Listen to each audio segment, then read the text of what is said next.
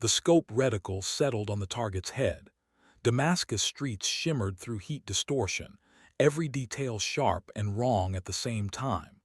Staff Sergeant Mara Halstead could see the sweat on the man's temple from 800 meters away, could count the threads in his jacket collar, could measure the micro-movements that meant he was about to run.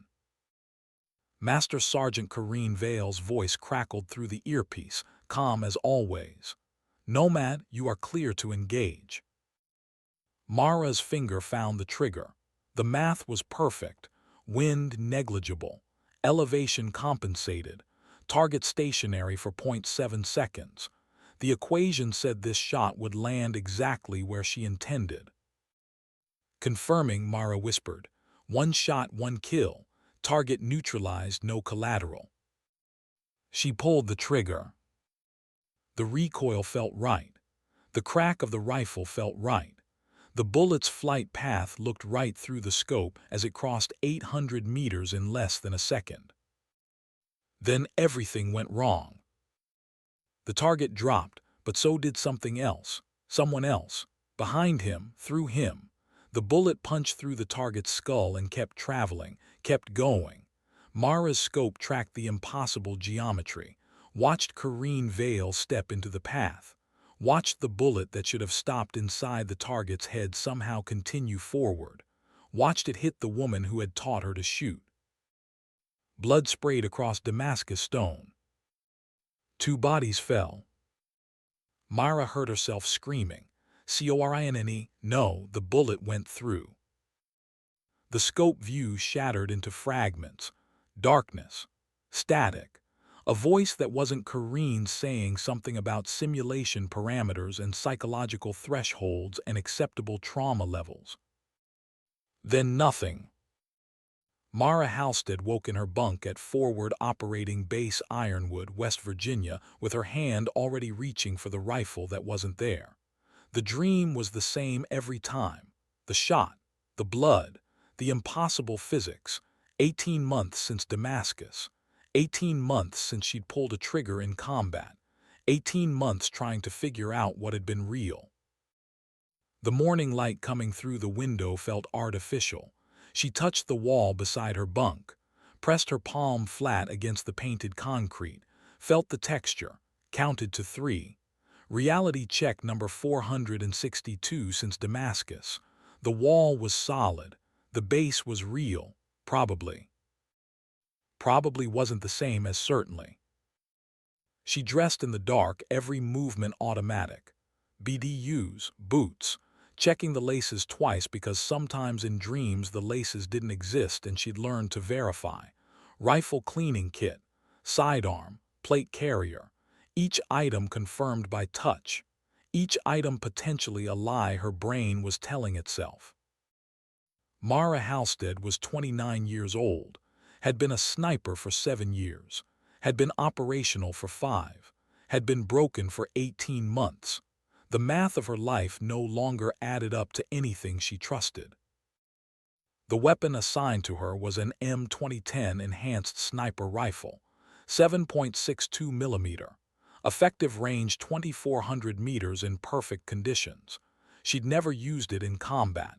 18 months of carrying it, 18 months of cleaning it, 18 months of looking through the scope and seeing Corrine Vale's blood instead of targets.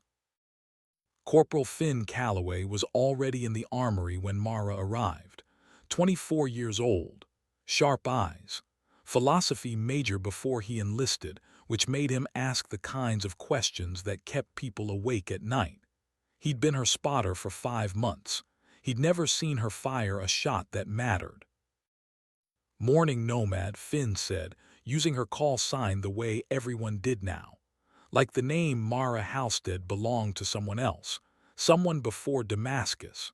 "You sleep." "Define sleep," Mara said. "Unconscious for minimum 4 hours, not interrupted by existential dread about the nature of perceived reality." "Then no." Finn smiled, but his eyes stayed serious. He understood more than he should. Understood that Mara spent her nights testing whether the world was solid.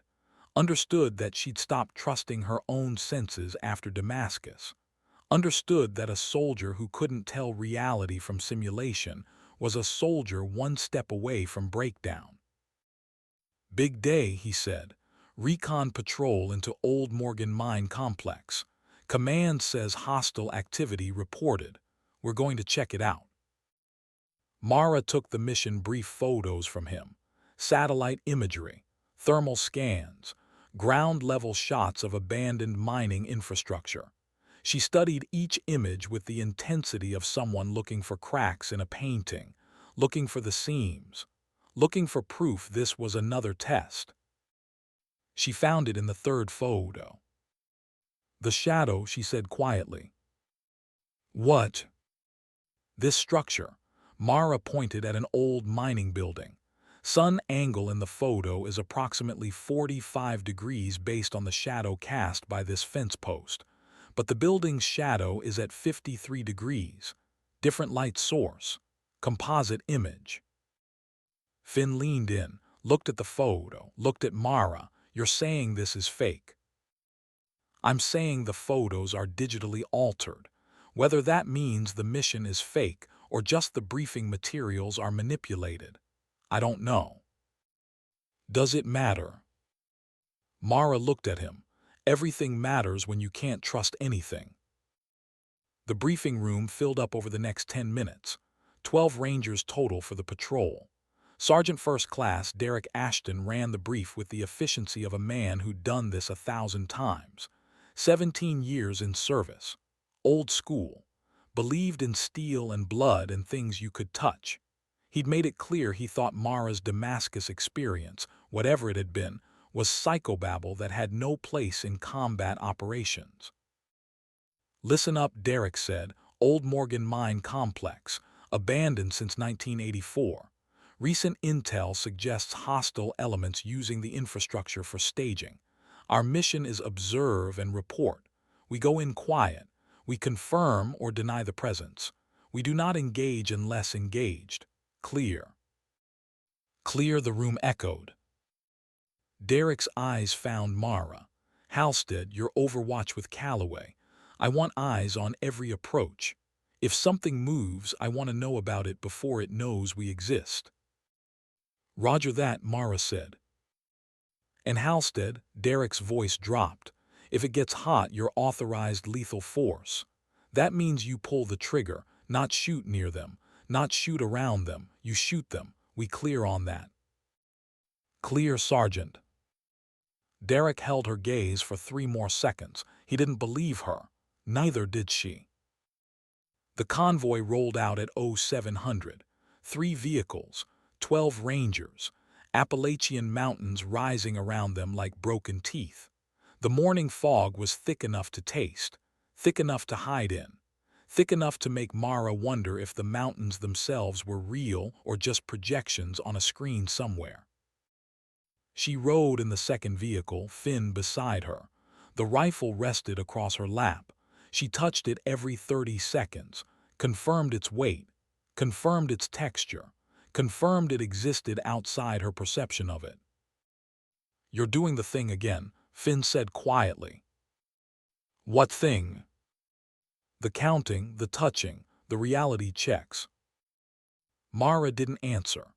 There was nothing to say that wouldn't sound insane to someone who'd never shot their mentor through the neck in Damascus, or thought they had, or been told they'd imagined it, or been told the imagination itself was a test, or stopped being able to tell which layer of reality was the real one.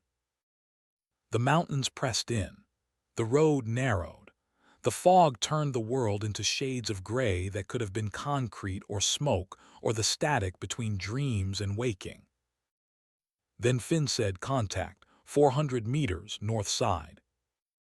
Mara had her scope up before the sentence finished, found the movement, tracked it, professional posture, military bearing, weapon carried at low ready, not trying to hide but not advertising either. "Civilian," Derek's voice on the radio. "Negative," Mara said. "Movement pattern suggests training. Weapon discipline suggests military or former military. watching us but not engaging. She kept tracking the figure through the scope, noticed the way he adjusted his stance, noticed the small gesture toward his ear, noticed the commercial earpiece that shouldn't be there. Radio communications. High-end. The kind of gear that cost more than a contractor could afford. The kind of gear that JSOC operators used when they didn't want to use military frequencies. "Can you identify?" Derek asked. Mara hesitated. The truth was complicated. The truth was she recognized the equipment, recognized the bearing, recognized the pattern. But saying that out loud meant explaining how she knew, meant explaining that she'd spent 18 months studying the difference between real combat footage and training exercises because she couldn't trust her own memories anymore. "Negative," she lied. "Too much distance for positive ID." The convoy continued. The figure faded into the fog. Mara lowered her scope and met Finn's eyes. He'd been watching her instead of the figure. He knew she'd lied, knew she'd seen something that changed the equation. "Want to tell me what that was?" he asked. "Not yet." "Because you don't know, or because you do?" "Because knowing and being certain aren't the same thing." The old Morgan mine complex appeared through the fog like something from a nightmare. Rusted equipment, collapsed tunnels, 40 years of abandonment turning steel into rust and concrete into broken teeth. The convoy stopped half a click out. The Rangers dismounted in practiced silence.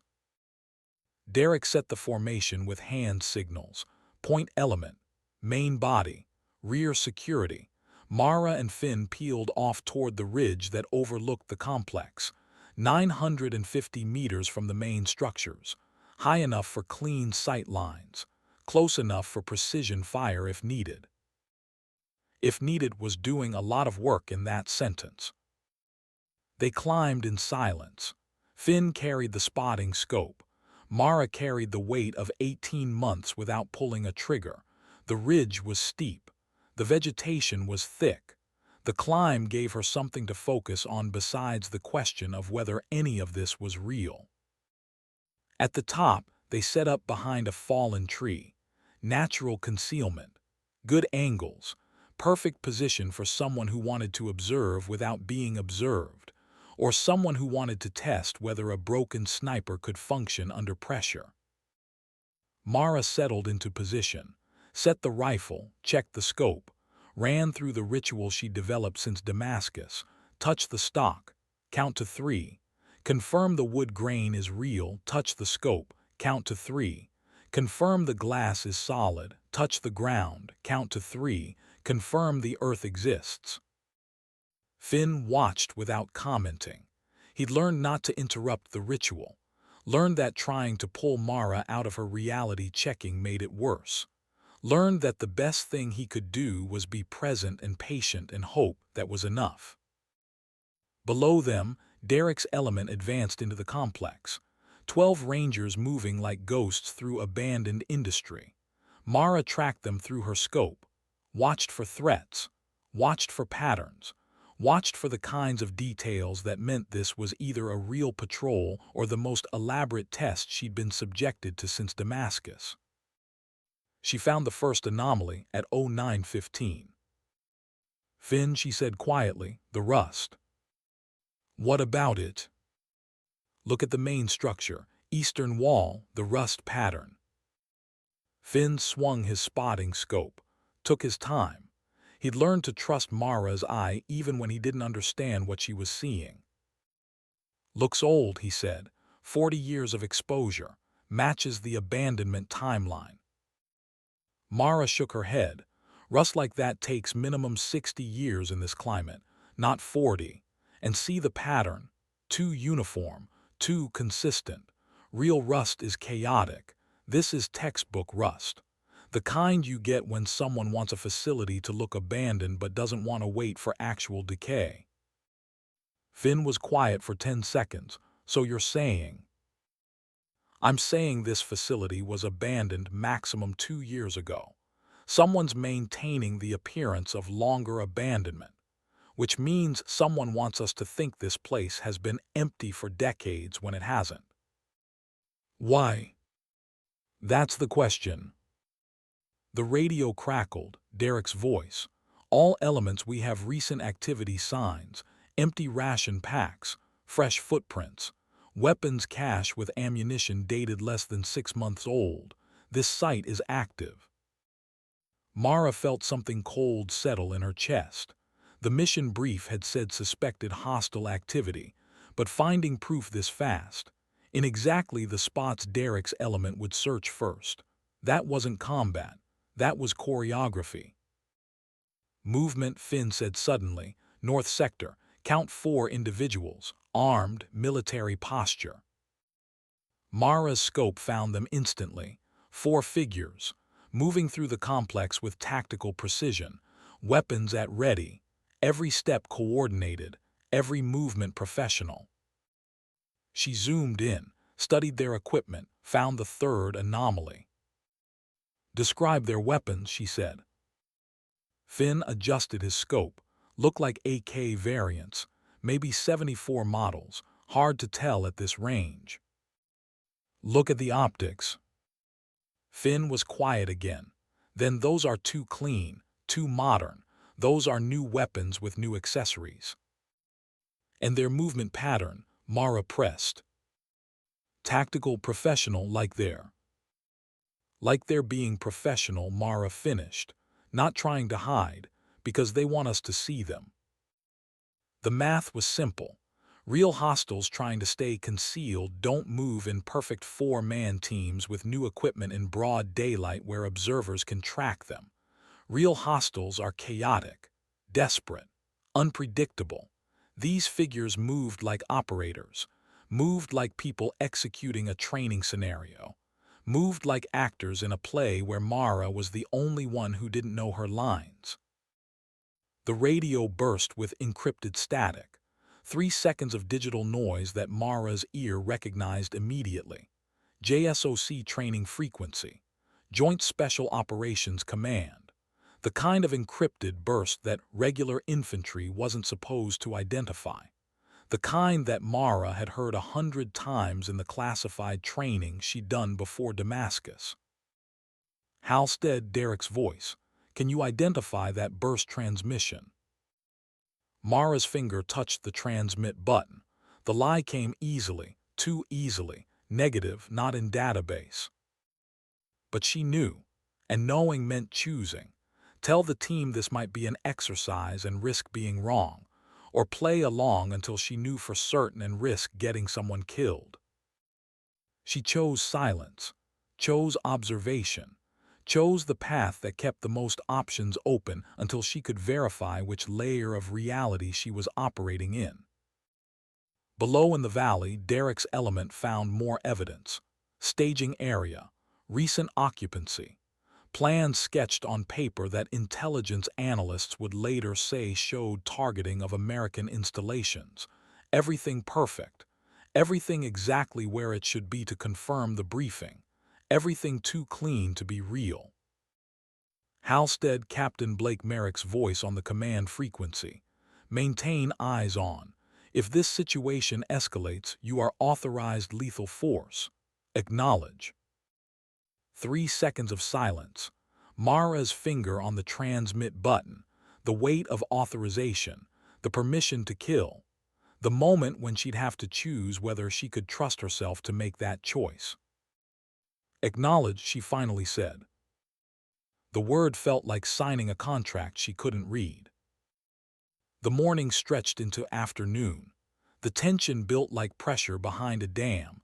Derek's element consolidated position. The 4 figures Mara had spotted were joined by others. More professional movement, more new equipment, more patterns that suggested preparation instead of panic. Finn broke the silence. How many reality checks have you done today? 467, Mara said. And? Still not sure. Everything feels real, which is exactly how it felt in Damascus. Maybe that means it is real. Or maybe That means the simulation technology got better. Finn turned from his spotting scope, looked at her directly. You really can't tell the difference anymore, can you? Mara met his eyes. Would you be able to? If you'd shot your mentor in what you thought was combat, then been told it was simulation, then been told the simulation was designed to feel exactly like reality, then been told that you might be in another simulation right now being tested on whether you'd learned the lesson. Would you be able to tell? Finn had no answer. There was no good answer. That was the point.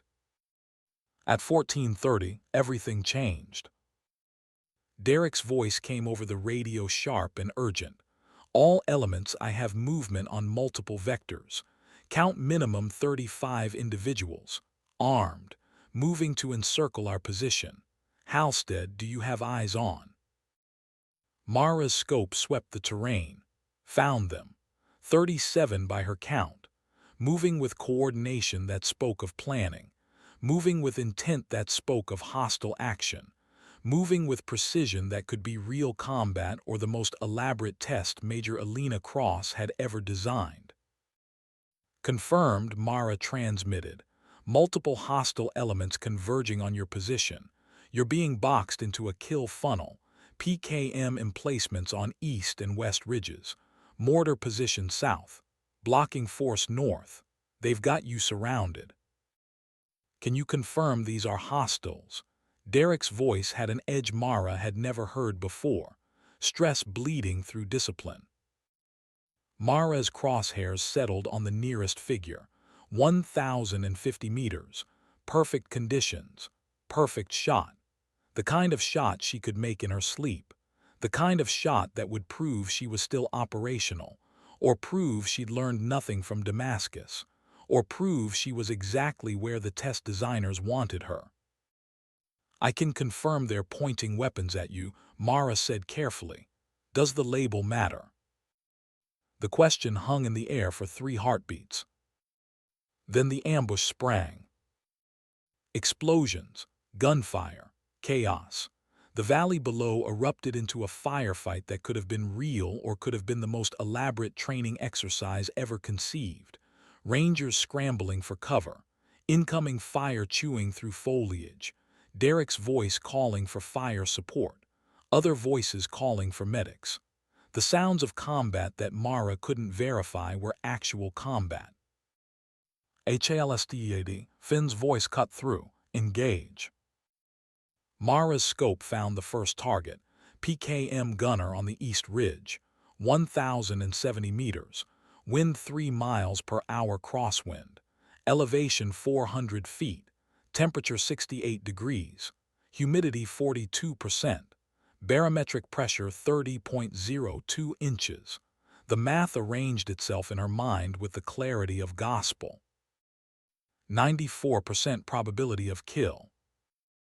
But the math had been perfect in Damascus too. The math had said the bullet would stop in the target's skull. The math had been wrong, or right, or neither, because Damascus hadn't been real, or had been real, or was real in a way that made Mara's certainty meaningless. When you can't know the truth, Corrine Vale's voice echoed from memory. Do what's right regardless. Mara made her choice. She fired. The M2010 roared. The bullet flew, 1,070 meters in 1.3 seconds. The gunner dropped, but not from a kill shot. The PKM receiver exploded. Metal fragments, destroyed weapon. The gunner scrambled backward, alive, shocked, unable to understand how his weapon had been destroyed from over a kilometer away. Finn stared at her. You missed. I didn't miss. Watch. Mara worked the bolt, acquired the second target. Radio mast on the command vehicle. 980 meters. She fired. The mast shattered. Enemy communications severed. No casualties. Third shot. Ammunition belt feeding into the western PKM. 1,020 meters. She fired. The belt exploded in a shower of brass and propellant. The weapon went silent. The crew dove for cover. No one died. Fourth shot, vehicle engine block. 860 meters. She fired, coolant sprayed, steam rose, the technical died where it sat, the driver bilayed out, alive, confused, safe. Fifth shot, mortar baseplate. 1,100 meters. She fired, the baseplate cracked, the mortar tube toppled, the crew abandoned position. 0 casualties. What are you doing? Finn's voice carried equal parts awe and confusion.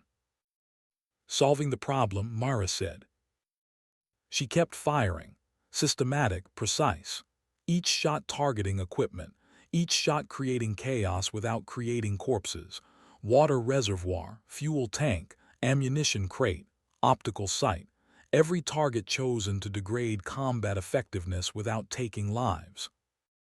23 shots. 23 impacts. 0 kills.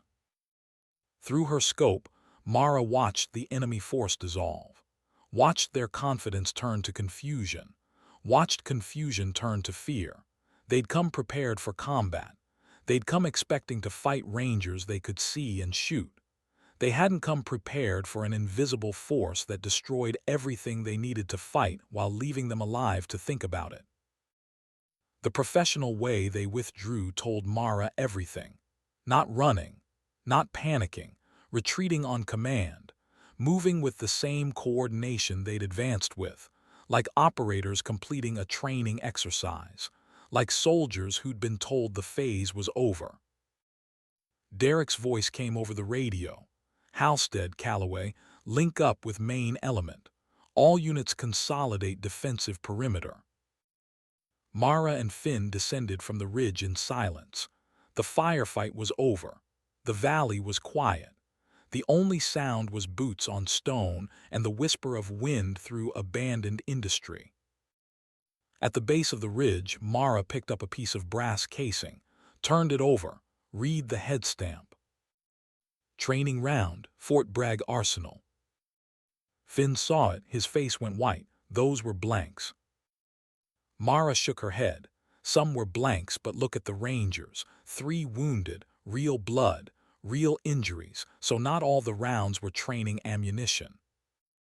She looked up at the ridgeline where the enemy had been, looked at the patterns of retreat, looked at the evidence and the anomalies and the perfect choreography of a firefight that might have been real or might have been the most elaborate test Major Elena Cross had ever conceived. "What's happening?" Finn asked. Mara pocketed the casing. "I think we're being evaluated. I think this whole mission is a test to see if I can function when I can't tell what's real. And I think I just passed the first phase by choosing not to kill when killing would have been justified." That's insane. That's modern warfare. They reached the main element. 3 Rangers being treated by the medic. Genuine wounds, extremity hits, nothing fatal, nothing center mass. Like someone had aimed to injure without killing. Like someone was maintaining the ambiguity. Like someone wanted Mara to question everything except her own ethical choices.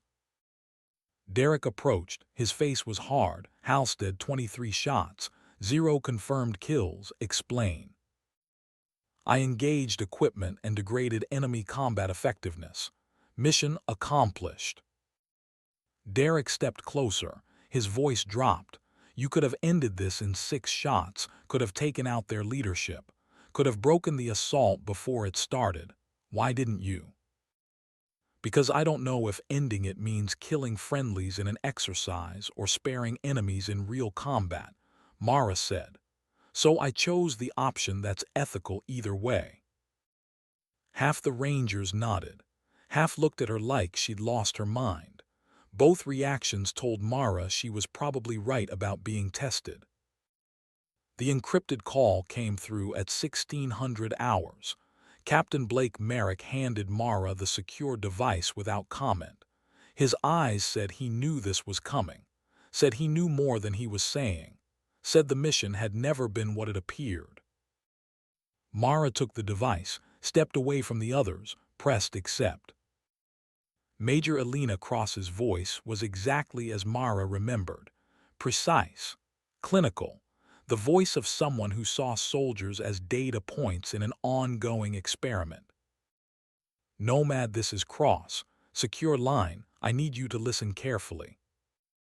I need you to answer a question first, Mara said. Is this real or am I being tested?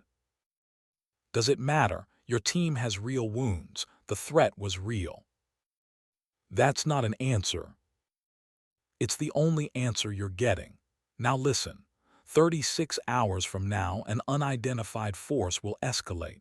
Your team is not equipped for what's coming. Your orders are to engineer tactical withdrawal without casualties. Use minimum force necessary. Constraint. You may not reveal to your team that you have separate orders. Objective. Test reformed engagement protocols under existential uncertainty. You're testing me again, Mara said. I'm testing whether humans can make ethical calls when they can't distinguish training from war. Which is the future of combat? Acknowledge receipt of orders. Mara looked at the Rangers, looked at the wounded, looked at the blood that could be real or could be theater, looked at the world that refused to confirm its own reality. Acknowledge, she said. The line went dead. Mara destroyed the paper orders according to protocol, burned them in a small fire until nothing remained but ash. Finn approached as the last fragments blackened. What was that about? He asked. Nothing I can discuss.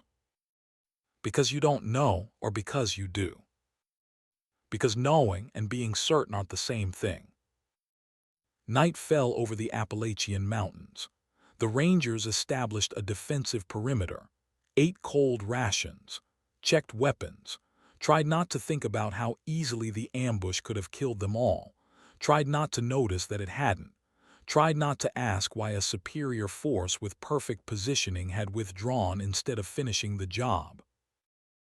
Mara sat alone, cleaned her rifle, ran through the ritual, touched the stock, count to 3, confirm the wood grain, touch the scope, count to 3, confirm the glass, touch the ground, count to 3, confirm the earth. Reality check 496, still uncertain.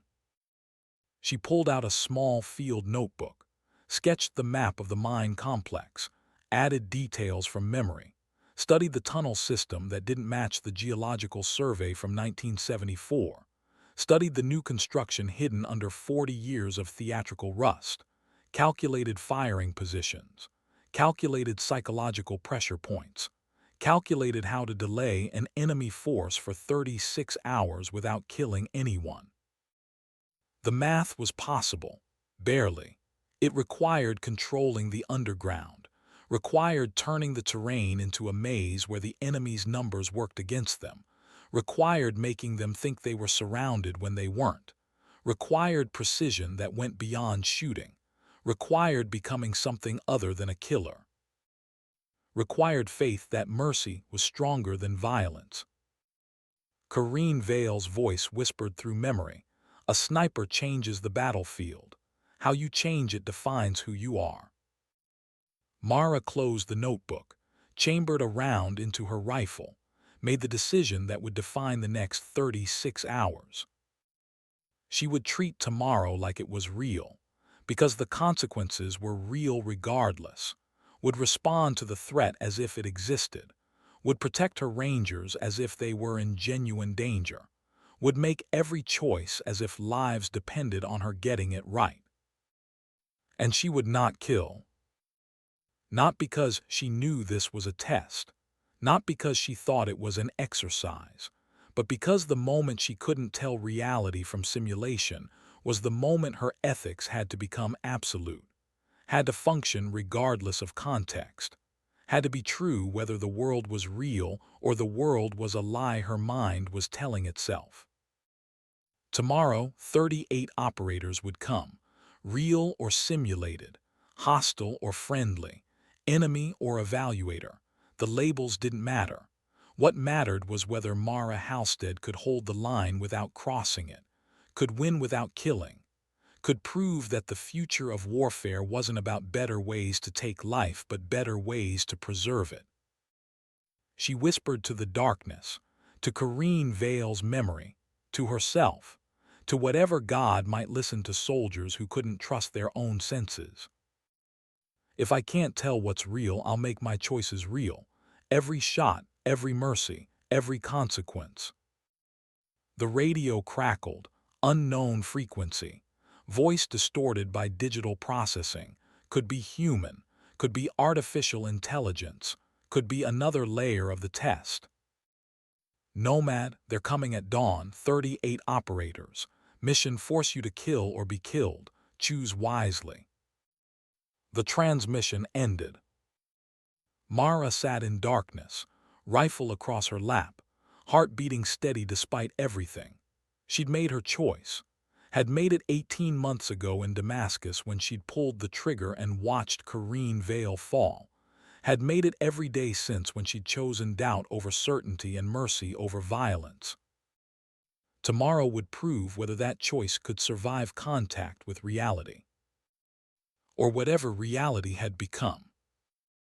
She closed her eyes, didn't sleep, just waited for dawn, waited for the 38, waited to see if the shot she didn't take would be remembered longer than the thousands she had. The mathematics of mercy, the calculus of restraint, the impossible equation where the right answer wasn't killing but creating something better than killing. Tomorrow she would solve that equation. Or die trying. The night held its breath. The mountains watched. Somewhere in the darkness, 38 operators prepared to test a woman who couldn't tell dreams from waking. Somewhere in the darkness, Major Alina Cross monitored data streams and psychological metrics. Somewhere in the darkness, Corrine Vale's voice whispered lessons about changing battlefields without destroying them. And in the center of it all, Staff Sergeant Mara Halstead touched her rifle one more time. Count to 3. Confirmed it existed. Confirmed she existed. Confirmed that even in uncertainty, choice remained. Morning was 4 hours away. The test was already begun. Dawn came like a warning, the kind of light that makes everything sharp and exposed, the kind that leaves no room for doubt about what's coming. Mara Halstead had been awake for 23 hours. Reality check 512. The ground was still solid. The rifle was still real. The 38 operators moving through the valley below were definitely there. Whether they were there to kill her or evaluate her remained the question. Finn Calloway's breath misted in the cold air beside her. They'd held the ridge position through the night. 2 hours until the rest of the team woke. 2 hours to watch the enemy, if that's what they were, arrange themselves into an attack formation so professional it looked choreographed. Count them again, Mara said quietly. Finn had already counted twice. 38, moving in 4 elements. 9, 9, 10, 10. Each element with a specific task. One to block northern escape. One to assault from the east. One to provide fire support from high ground. One to cut communications and supply. It was perfect. Too perfect. The kind of tactical arrangement you'd see in a training manual. The kind that real combat rarely produced because real combat was chaos pretending to be order, not order pretending to be chaos.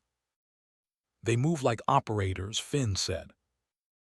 Mara's scope tracked the lead element, watched the way they used terrain, watched the way they communicated with hand signals that were regulation perfect, watched the way their equipment sat on their bodies with the comfort of people who'd worn it 1,000 times. She zoomed closer, studied their weapons, found the detail that confirmed her suspicions. Fourth man from the left, she said, Eastern element, check his rifle. Finn adjusted his spotting scope, took his time, then he saw it. That's an M4 with SOP MOD package, U.S. issue. Keep looking, check the others. Finn swept across the formation. His silence stretched for 30 seconds. When he spoke, his voice had changed. 3 more M4s, 2 SCAR platforms, those are American weapons, current generation. Some of these people are using our gear. Or there are people using our gear in a training scenario, Mara said. The radio crackled. Derek Ashton's voice, rough from too little sleep. All elements, we have movement on multiple vectors. Stand to. Halstead, what do you see? Mara keyed her mic. 38 operators in attack formation. Professional movement. Mixed equipment, some U.S. origin. They're not trying to hide. Estimate 15 minutes to contact. Can you confirm hostile intent? The question that mattered. The question that had no good answer when you couldn't trust your perception of reality. Mara watched the lead element check weapons. Watched them move with purpose toward the ranger positions. Watched them do everything that hostile forces do before an assault.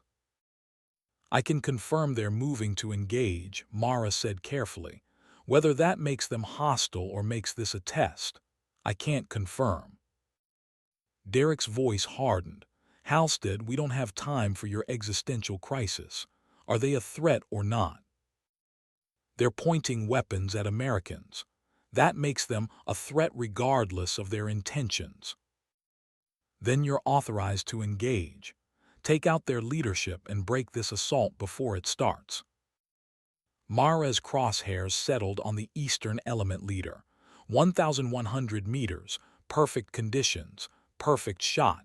The man was in his 40s, confident, moving like someone who'd done this before, moving like someone who expected to live through it.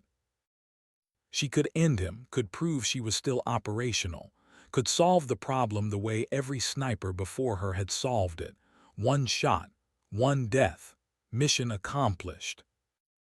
Or she could do what she'd done yesterday, could choose mercy over certainty, could prove that ethical warfare was possible even when you couldn't tell war from training. Her finger touched the trigger, found the familiar pressure, found the point where breathing stopped and time slowed and the world narrowed to mathematics and faith. She fired. The M2010 spoke its truth. The bullet crossed 1,100 meters in 1.4 seconds. The lead operator's rifle exploded in his hands. The receiver shattered. Metal fragments, destroyed weapon. The man went down from shock and hand injuries, not from death, not from failure. From the realization that something had reached out from over a kilometer away and chosen not to kill him. What the hell was that? Derek's voice. Phase 1, Mara said. She worked the bolt, acquired the second target. Fire support team setting up a PKM on the western ridge. 1,000 meters even, she fired. The machine gun's optical sight shattered. Blind weapon, useless weapon, living crew. Third shot, communication mast on the southern blocking force. 940 meters, she fired. The mast toppled, radio discipline broken, coordination degraded, no casualties.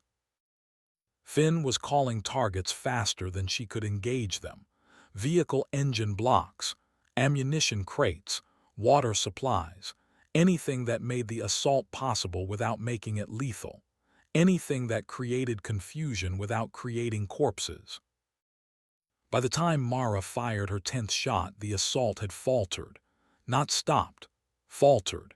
The enemy, if that's what they were, had adapted, started using cover better, started moving unpredictably, started acting like people who understood they were fighting an opponent they couldn't see and couldn't kill. That's when the mortars started falling. The first round landed 50 meters from Derek's position, close enough to send shrapnel through the air, close enough to make everyone hit the dirt, close enough to be lethal if the crew had wanted it to be.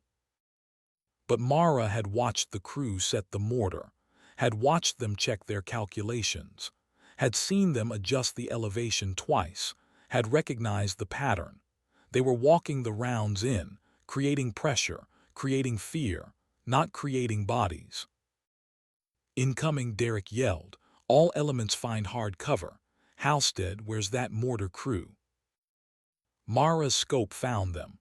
1,050 meters, South Ridge. 3 men, professional, efficient, already loading the next round. She could kill them, could save her team from the next impact, could make the math work the old way. She chose differently. Her shot hit the mortar baseplate. The metal cracked, the tube shifted, the crew scrambled. The weapon was disabled, but the men were alive to understand why. The assault continued. 14 minutes now. The enemy was learning, was adapting, was starting to understand that dying wasn't the risk, that something worse than death was happening, that an invisible force was systematically destroying their ability to fight while refusing to destroy them. It was psychological warfare at a level most soldiers never experienced. It was mercy weaponized. It was Mara Halstead proving that the future of combat wasn't about killing better, but about creating conditions where killing became unnecessary. 23 shots, 23 equipment kills, 0 human casualties. Then Derek made the call that changed everything. All elements were withdrawing to the mine tunnels. We can't hold this position against sustained assault. Halstead, Calloway, fall back to tunnel entrance Alpha. We regroup underground. Mara and Finn moved fast, left the ridge, descended into the valley where the old Morgan mine complex waited like a mouth. The tunnels were the last place Mara wanted to go. Underground meant no sight lines, no long distance, no room for the precision that kept her separated from her targets. Underground meant close, meant intimate, meant she might have to look at the people she was fighting and make choices at ranges where their faces were real instead of abstract. But it was the only tactical option, the only place where 12 Rangers could hold against 38 operators, the only place where Mara's knowledge of the terrain, courtesy of her all-night study session, gave them an advantage. They reached the tunnel entrance as the first element of enemy operators breached the perimeter. Finn dove through first. Mara turned, raised her rifle, acquired target, Eastern element pointman, 60 meters, running hard, she could end him, point blank by sniper standards. No chance of missing, no chance of him surviving if she wanted him dead. She fired past his head. The round cracked supersonic 6 inches from his ear. He dove, stayed down, understood that mercy had limits and he just found the boundary. Mara slipped into the tunnel. Derek was waiting. His face was blood-streaked from shrapnel. His eyes were hard. That was a warning shot, he said. That was communication, Mara corrected. You're playing games while we're fighting for our lives. I'm keeping us alive while figuring out who we're fighting. Derek stepped closer. His voice dropped to something dangerous. I don't care if this is a test or real combat or a fever dream. What I care about is getting my Rangers home. And that means you stop treating this like a philosophy seminar and start treating it like war. Mara held his stare. War is where soldiers kill each other. I'm trying to create something different, something where we all go home, them included. You're insane. Maybe, but I'm not wrong.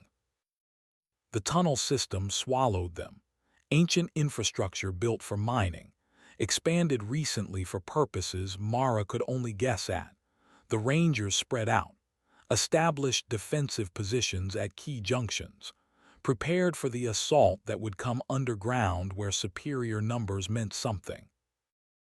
Mara knew these tunnels, had studied the maps all night, had found the inconsistencies, had identified the sections that didn't exist in the original 1974 survey, had calculated which routes the enemy would use and which routes she could control. She gathered the team, pulled out a hand-drawn map. Listen carefully. This tunnel system has been modified. Someone added new sections.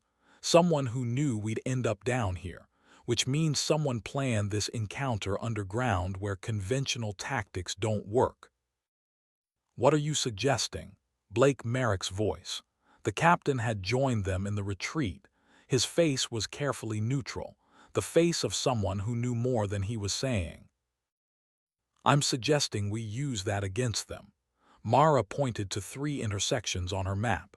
"These junctions have natural choke points. We don't need to kill anyone. We need to make them think they're walking into something worse than death." Blake studied the map, studied Mara, made a decision. "What do you need?" "Smoke grenades, flashbangs, det cord, and everyone's trust that I know what I'm doing." "You're asking for a lot," Derek said. "I'm asking for 36 hours, Mara countered. Elena Cross said 36 hours. We're 18 hours in. Give me 18 more and I'll get everyone out alive. Including the enemy. Especially the enemy. Because if I'm right about what this is, killing them means we all lose." Blake made the call. "Halstead has tactical command of tunnel defense. We do this her way."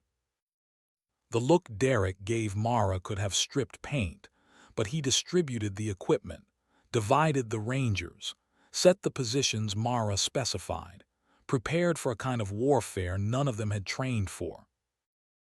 Warfare where winning meant no one died. The enemy entered the tunnels at 08:15. Mara heard them coming, professional, cautious, using flashlights and night vision, moving like people who expected resistance and knew how to handle it. They found resistance, just not the kind they expected. The first element hit Tunnel Junction Alpha. The flashbang went off, blinding light in absolute darkness, disorientation, confusion. Before they could recover, smoke filled the passage, thick, choking, zero visibility. Then the speakers started.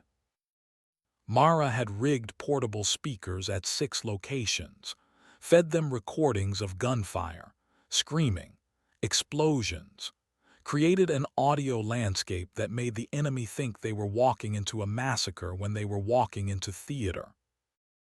The first element retreated, regrouped, tried a different approach, found Junction Bravo, found mirrors arranged to create infinite reflections, found their own flashlight beams bouncing back at them from a dozen angles, found themselves seemingly surrounded by forces that didn't exist.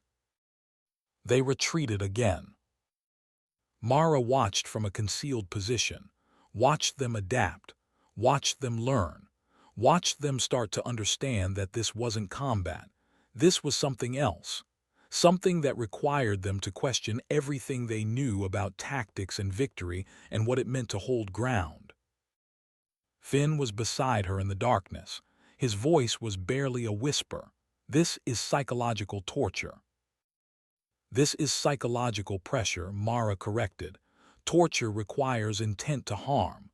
I intend to make them choose retreat over advance. That's different." "Is it?" The question hung in the dark. Mara didn't have a good answer. The line between ethical coercion and torture was philosophical, was contextual, was exactly the kind of ambiguity that Major Elena Cross probably wanted her to wrestle with. The second element tried Tunnel Charlie. This time they moved fast, aggressive, trying to overwhelm with speed. They found det cord rigged across the ceiling, found Mara's precision shooting could trigger controlled collapses, found themselves trapped between fallen rock and the entrance with no casualties but no way forward. They had to backtrack, had to take the long way, had to burn time and energy and morale on a problem that had no solution except patience. That's when Mara heard the footsteps behind her. Single person, moving quiet, too quiet for someone who didn't know exactly where she was, moving like someone who'd found her position deliberately, moving like a threat or a message or both. She turned, raised her rifle, found a face in the tactical flashlight beam. The operator was alone, Hands empty, weapons slung, no threat posture, just standing there in the tunnel darkness like this was a meeting they'd both known was coming. The operator spoke, voice calm, American accent, "You're supposed to kill me." Mara kept the rifle trained center mass. Supposed to according to who? According to the parameters, according to the test, according to what they told us this was about. And what did they tell you this was about? Testing reformed engagement doctrine. Testing whether a sniper with trauma from Damascus could maintain non-lethal protocols under existential uncertainty. Testing whether mercy works when you can't tell training from combat. Mara's finger stayed on the trigger. The safety was off. The pressure was light. She could end this conversation with 3 pounds of force, could prove that close range changed the equation, could show that theory broke down when you could see the person's eyes. She lowered the rifle slightly. "Who are you?" The operator reached up slowly, removed the balaclava, revealed a face. Male, 30s, scar across the chin. Someone who'd seen combat. Someone who'd survived it. Someone who was risking his life by revealing his face to a sniper who'd been authorized to kill. Sergeant First Class Marcus Webb, 5th Special Forces Group. They recruited me 3 months ago to be part of this evaluation. Told me you'd probably figure it out. Told me you'd probably choose not to kill anyway. Told me that was the whole point. And if I hadn't figured it out, Mara asked, if I'd thought this was real combat, then I'd be dead and they'd know the program failed. That's the test. Real bullets, real injuries, real risk. Only way to know if the doctrine works. Mara stared at him, felt something cold settle in her chest. They risked your life to test me. I volunteered. We all did, 38 of us. Because if this works, if non-lethal engagement against lethal force is viable, it changes everything. Changes what it means to be a soldier. Changes what we're capable of beyond killing. Mara lowered the rifle completely, stepped back, gestured for Webb to go. Get out of here. Tell your team I'm not playing their game. Tell them I know what this is. Tell them it doesn't matter. I'm still not killing anyone.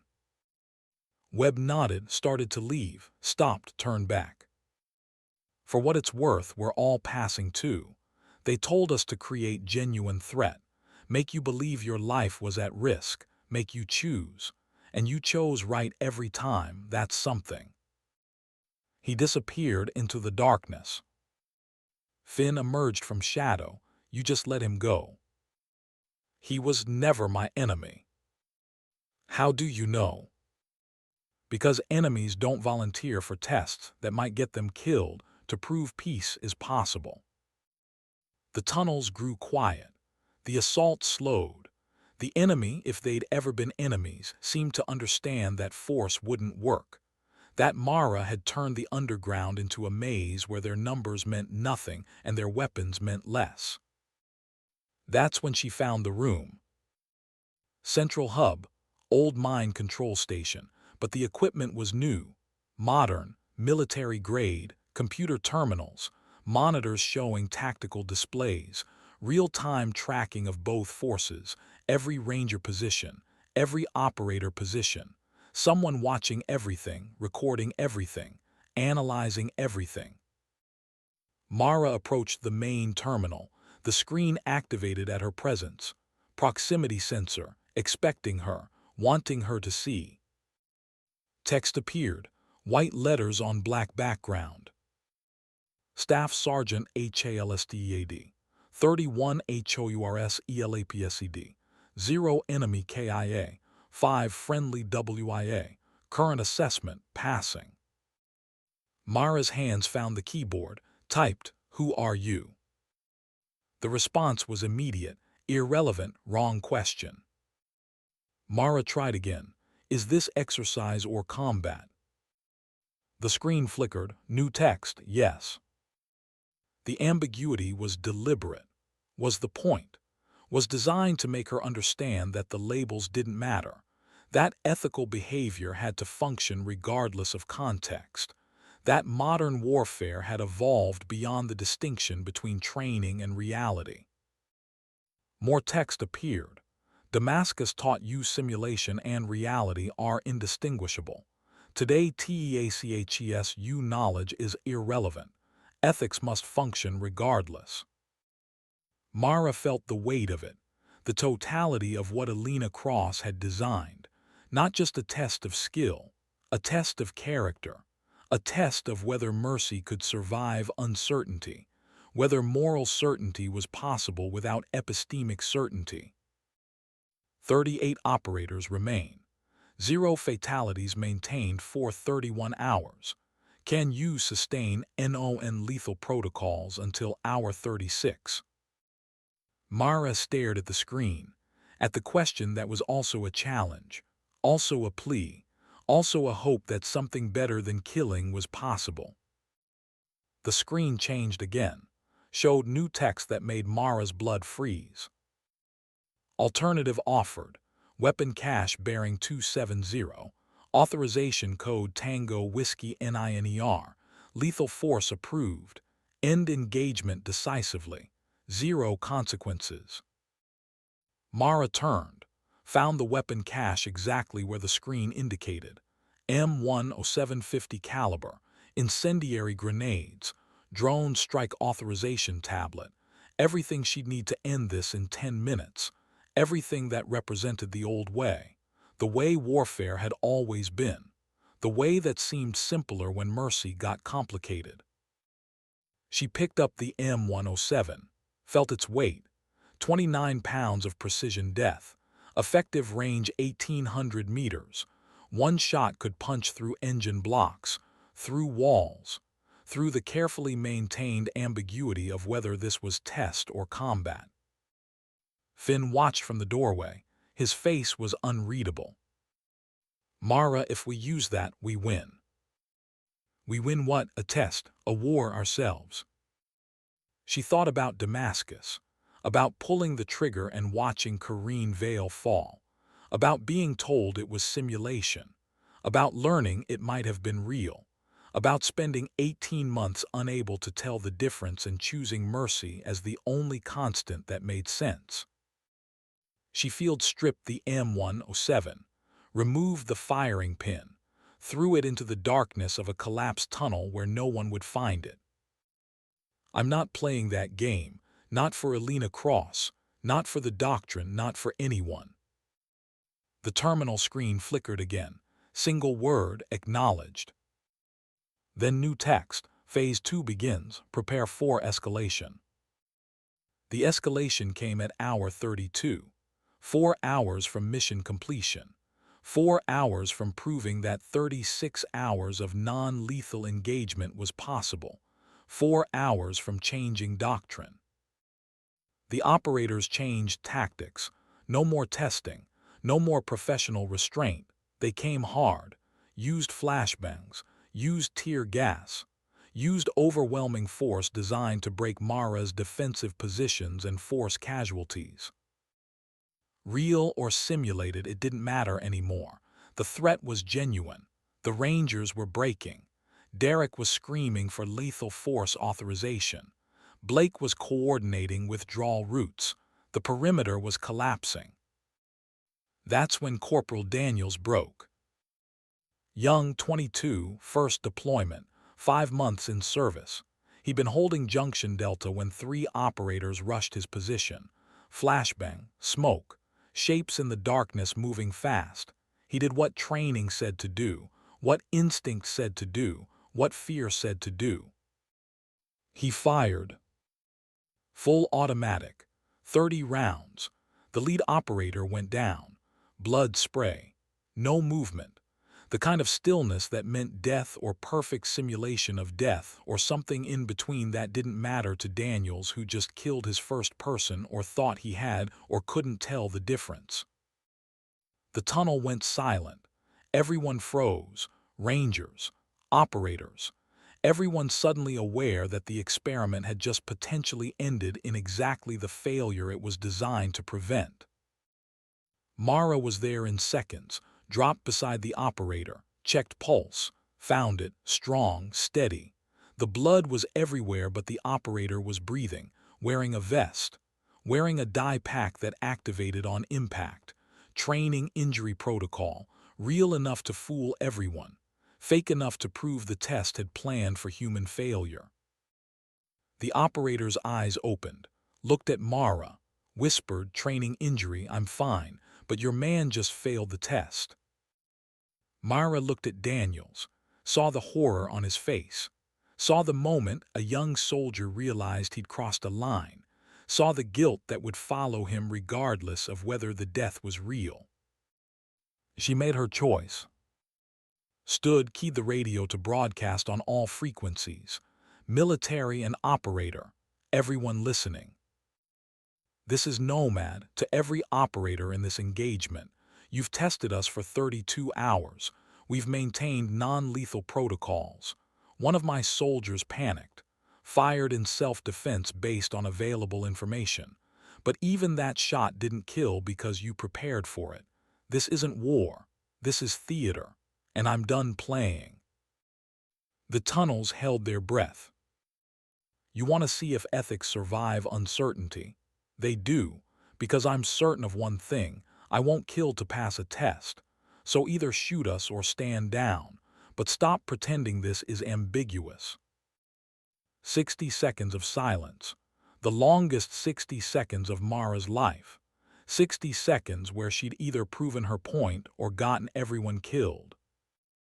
Then the radio crackled, professional voice, calm, final. "Exercise concluded.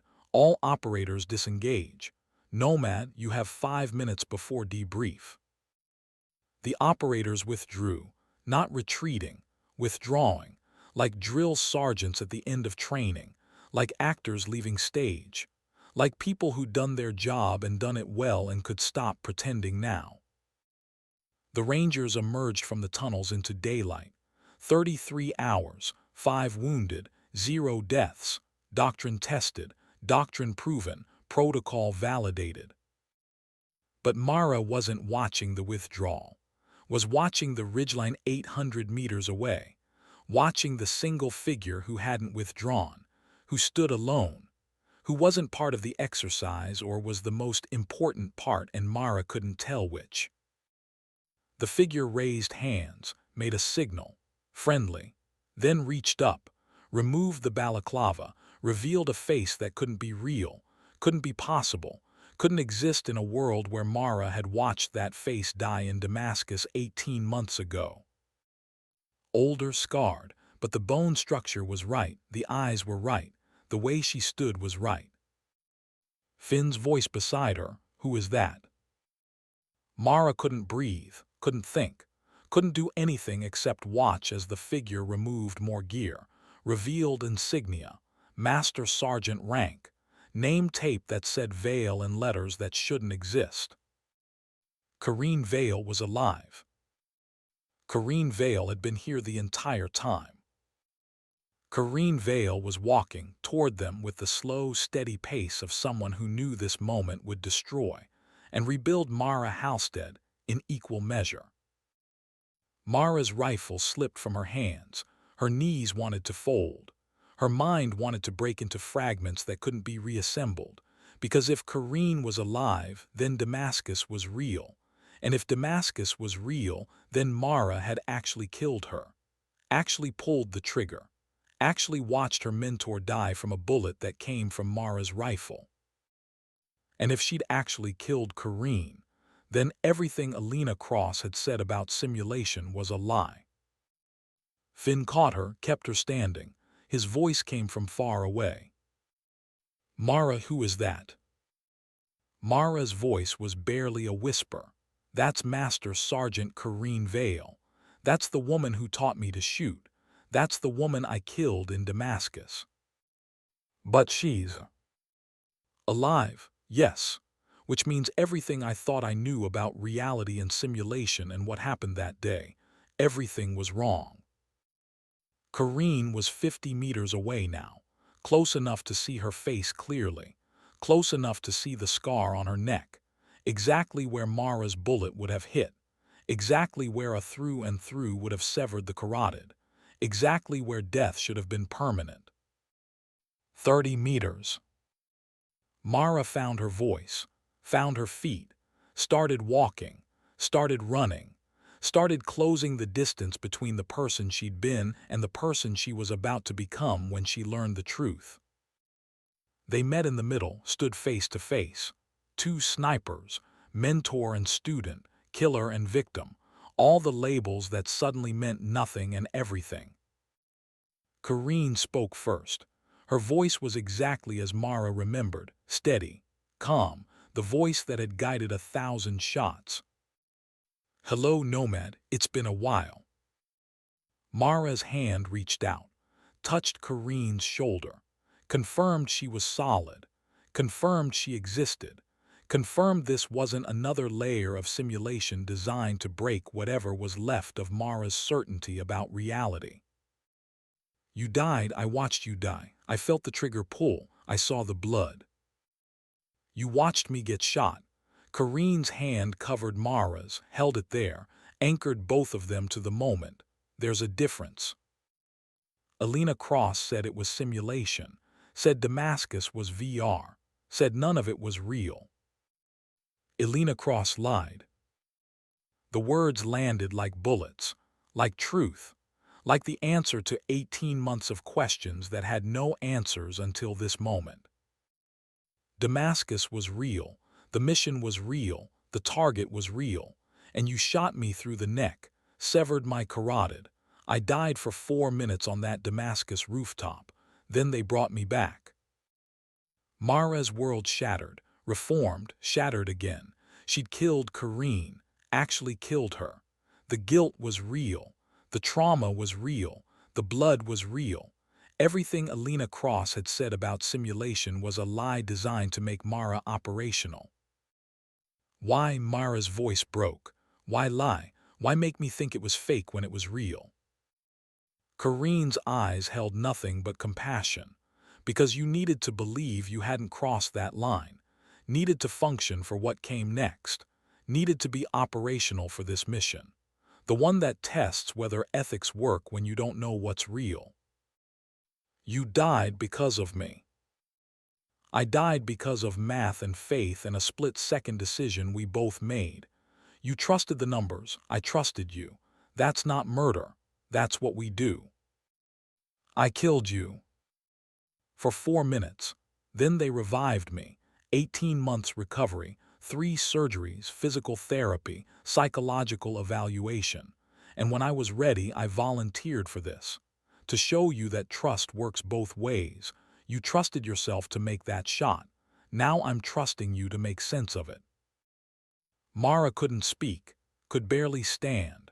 The weight of 18 months of guilt and doubt and uncertainty was collapsing on her, was being replaced by something worse. The knowledge that she'd been right to feel guilty, right to doubt herself, right to question whether she should ever pull a trigger again.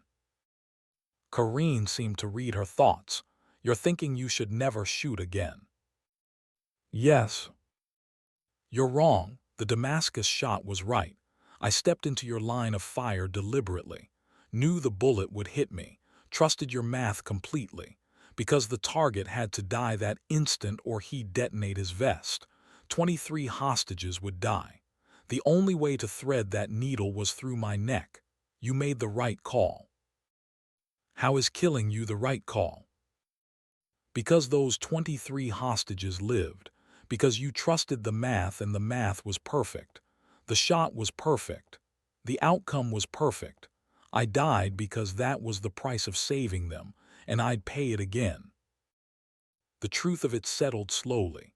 Damascus hadn't been failure, hadn't been simulation, hadn't been anything except a perfect shot under impossible circumstances.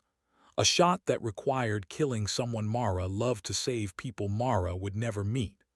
A shot that proved mercy sometimes meant violence and violence sometimes meant mercy, and the lines between them were drawn in blood and mathematics and faith. The 36 hours, Mara said. This whole exercise. Was it about proving non-lethal protocols work?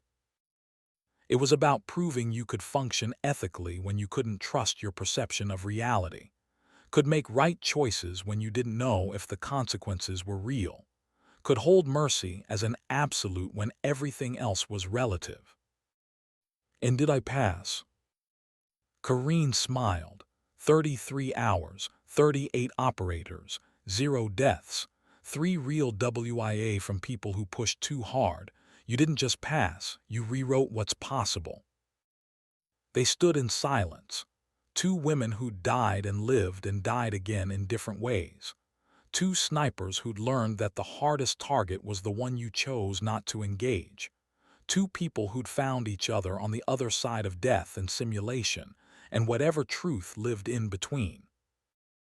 The sun was climbing, the morning was bright, the mountains watched. Somewhere in a control room, Elena Cross was analyzing data.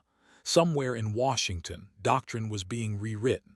Somewhere in the future, soldiers would train to do what Mara had done, would learn that mercy wasn't weakness, that restraint was strength, that the mathematics of not killing were harder and better than the mathematics of death. But here in this moment, none of that mattered. What mattered was 2 people who'd trusted each other with everything, who'd died for that trust, who'd lived because of it. Kareen held out her hand. Mara took it, held on, anchored herself to the one constant in 18 months of uncertainty, the person who'd taught her to shoot, who'd taught her to think, who'd taught her that changing the battlefield didn't always mean destroying it. "Welcome back, Nomad," Kareen said. "Welcome back," Mara replied. And somewhere in the mountains, the 38 operators who'd volunteered to test whether mercy worked were packing their gear and heading home, alive, changed, witnesses to something that would become legend. The day a sniper refused to kill and won anyway. The day doctrine changed. The day warfare evolved. The day Mara Halstead learned that the shot that never was could be more powerful than every shot that came before. 4 more hours until mission complete. 4 more hours until the official debrief. 4 more hours until Elena Cross would explain what came next. But Mara already knew. She'd passed the test, proven the concept, validated the protocol. Now came the harder part. Living with the knowledge that Damascus was real, that she'd killed her mentor and her mentor had trusted her to do it, that guilt and righteousness could exist in the same act, that certainty was impossible and unnecessary if your ethics were absolute.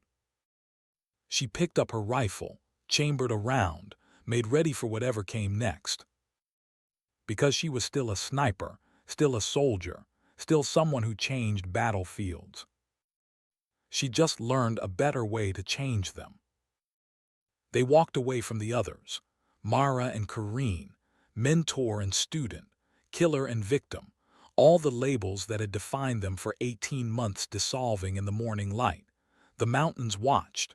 The rangers watched. The 38 operators who'd survived because Mara chose mercy watched.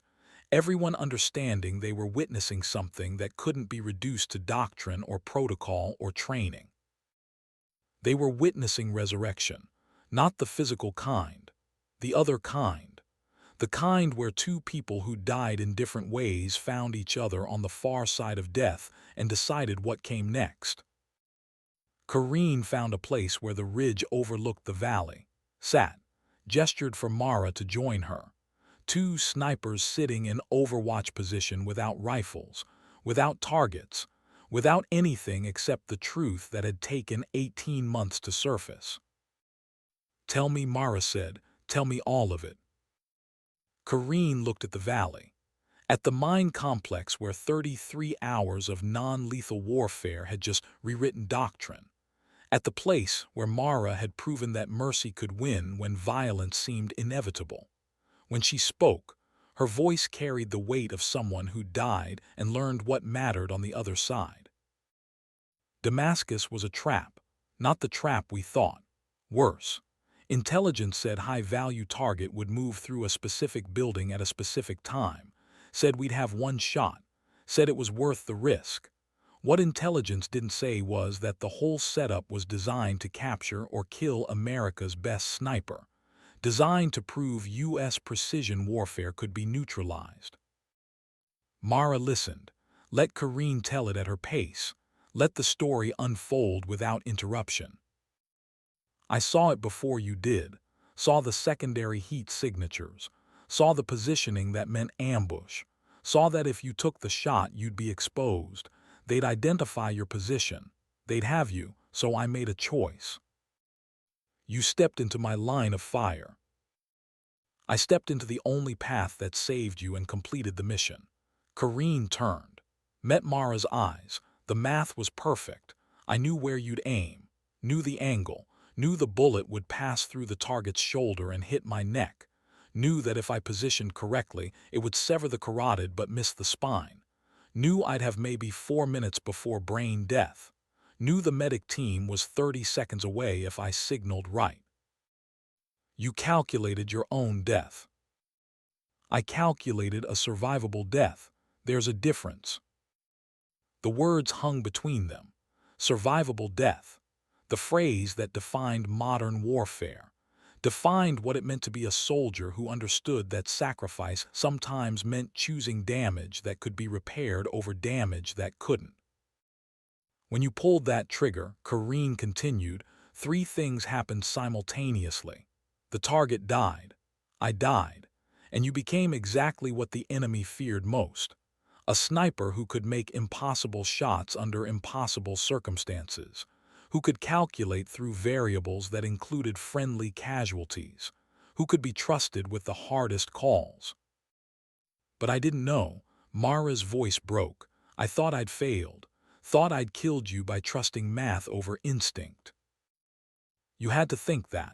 Karine's hand found Mara's shoulder, because if you'd known it was planned, you'd never have trusted yourself again, would have questioned every calculation, every shot, every decision that required risk.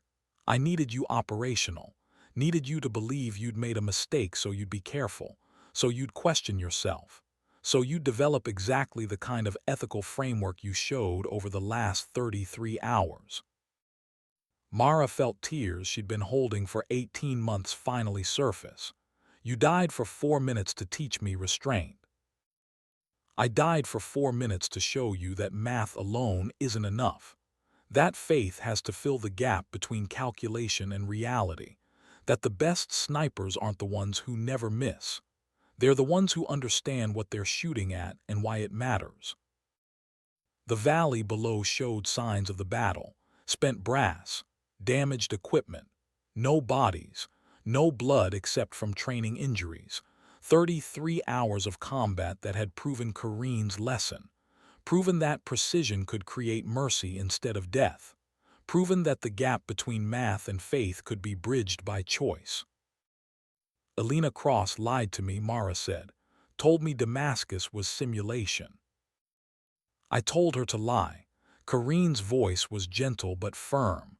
You needed to believe you hadn't actually killed me, needed that protection while you healed, while you learned to question yourself, while you developed the doctrine that just saved 38 lives. So everything, the guilt, the doubt, the 18 months of reality checking, all of it was designed. All of it was necessary. You had to break before you could rebuild into something better, had to lose certainty before you could find ethics that worked without it, had to learn that being unsure about reality doesn't mean you have to be unsure about character. Mara looked at Karine, at the scar on her neck, at the evidence of temporary death, at the woman who'd volunteered to die so Mara could learn how to live differently. I don't know if I can forgive you for that. I don't need your forgiveness. I need you to understand that some lessons cost blood. Mine, yours, everyone's who believes warfare can evolve beyond killing. The question isn't whether the price was too high. The question is whether you learned what you needed to learn. Did I? You tell me. 38 operators came to force you to kill or be killed. You chose neither. Chose a third option no one thought possible. Chose to win by making killing unnecessary. That's not something you knew before Damascus. That's something you became because of it. The radio crackled, Captain Blake Merrick's voice. Halstead, we have a situation. Real one this time. Mara stood, helped careen up. They moved back toward the command post where Rangers were gathered around Blake, who looked genuinely worried for the first time in 36 hours. Intelligence just updated, Blake said. Actual hostile force learned about the exercise. Real insurgents, not operators. They think we're distracted and undermanned. They're en route. ETA 12 minutes. How many? Mara asked. Satellite shows minimum 40. Could be more. Armed with real intent to kill Americans. No training protocols.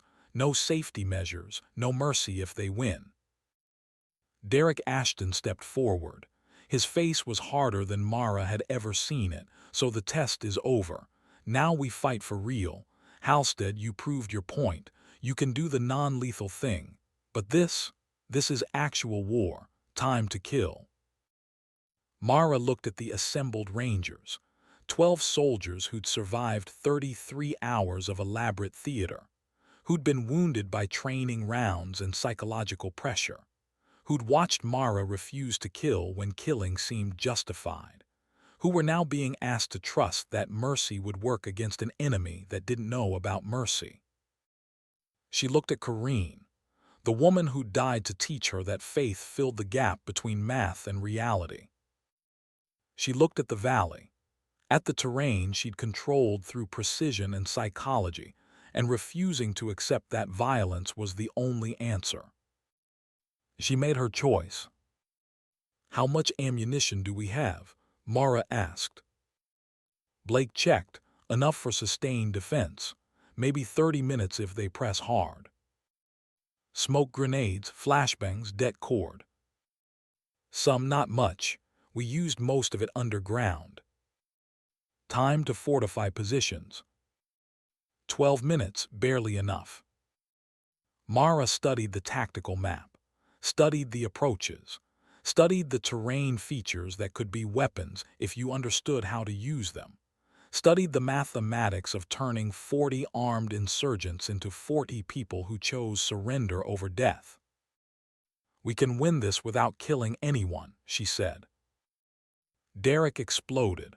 Are you insane? These aren't operators playing pretend. These are real hostiles with real bullets and real willingness to kill us. This is exactly what you're trained for. This is why snipers exist. Mara met his fury with calm. Snipers exist to change the battlefield. I've been changing it the old way my entire career. Time to prove the new way works. What new way? There is no new way. There's killing the enemy before they kill you. That's war, that's reality. No, Mara's voice carried absolute certainty. That's fear pretending to be reality. Reality is I have 12 minutes to set conditions where 40 people would rather surrender than fight. And I'm going to do exactly that. Blake made the call. Halstead has tactical command. We do this her way. If it fails, we adapt. But we give her the chance. Derek's look could have burned holes in steel, but he distributed the equipment, positioned the Rangers, prepared for warfare that didn't fit any manual he'd ever read. Corrine stepped beside Mara. You're sure about this?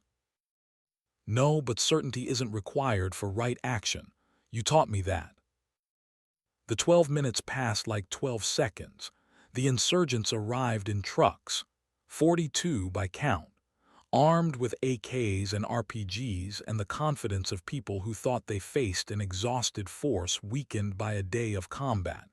They were right about the exhaustion, wrong about the weakness.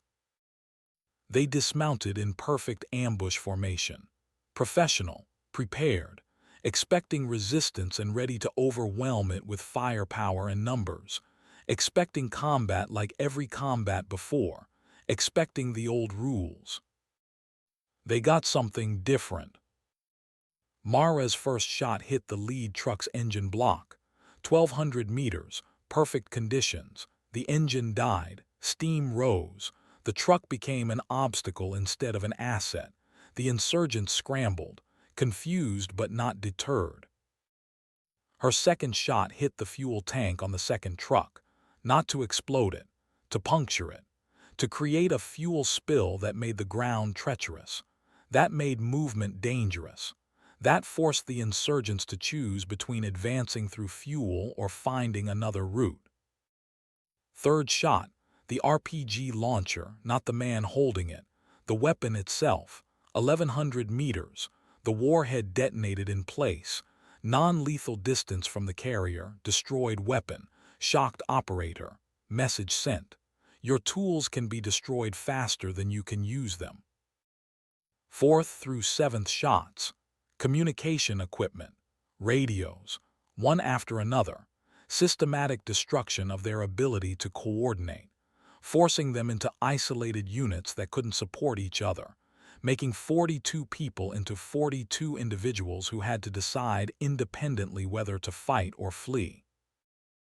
Kareen was spotting, calling wind, calling distance, calling targets. The partnership reformed.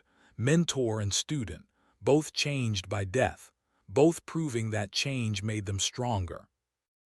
The insurgents adapted, started using cover better, started moving tactically, started acting like the professional force they were, started trying to find the sniper who was destroying their operation piece by piece without killing anyone.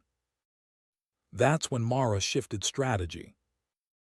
She stopped shooting equipment, started shooting environment, hit the cliff face above their position, sent rocks tumbling, created landslide that blocked their advance without touching them, shot trees to create fallen obstacles, shot embankment to trigger erosion that made paths impassable, turned the terrain itself into a weapon that fought without killing.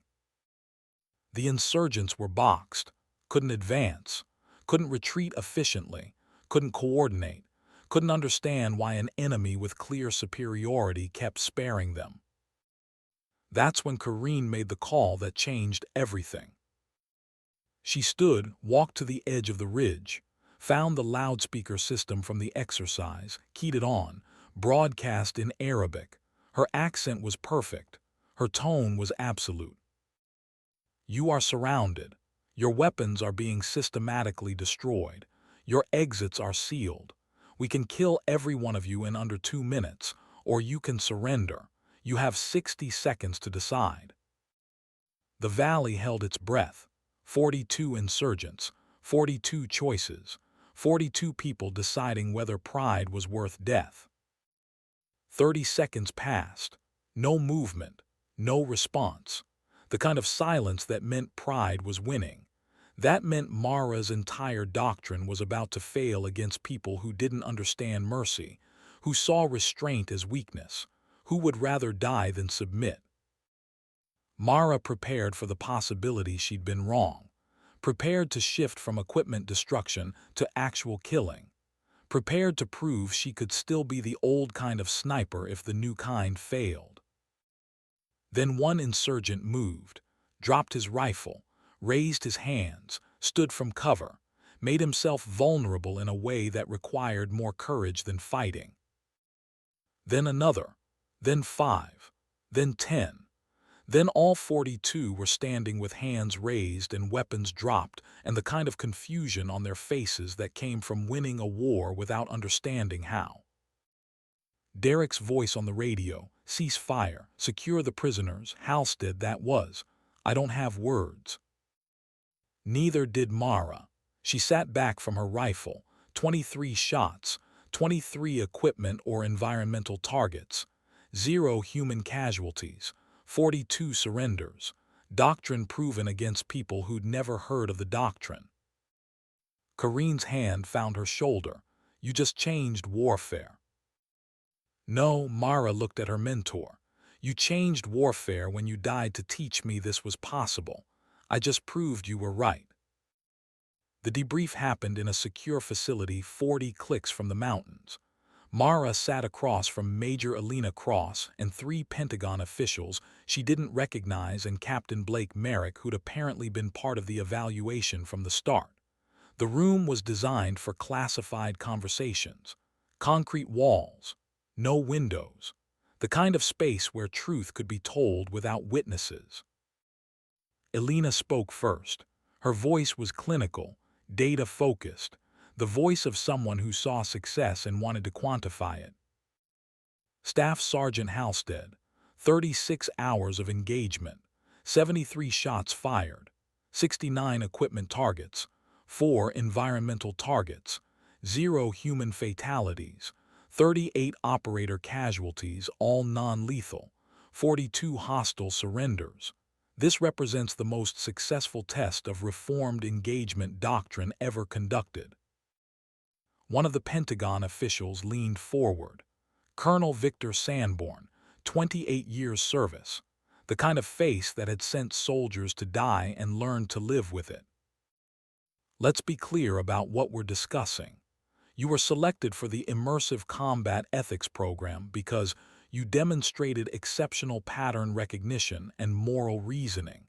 Damascus was test phase 1. Mara kept her voice level. Damascus was Master Sergeant Vale volunteering to die so I develop ethical frameworks under trauma. The colonel nodded. Correct. What you weren't told is that the entire event was classified at levels above your clearance. The shot you made, the temporary casualty of Sergeant Vale, the successful elimination of an actual high-value target, all of it created a perfect testing environment. Real stakes, real consequences, real trauma, real growth. You used Kareen's death as a teaching tool.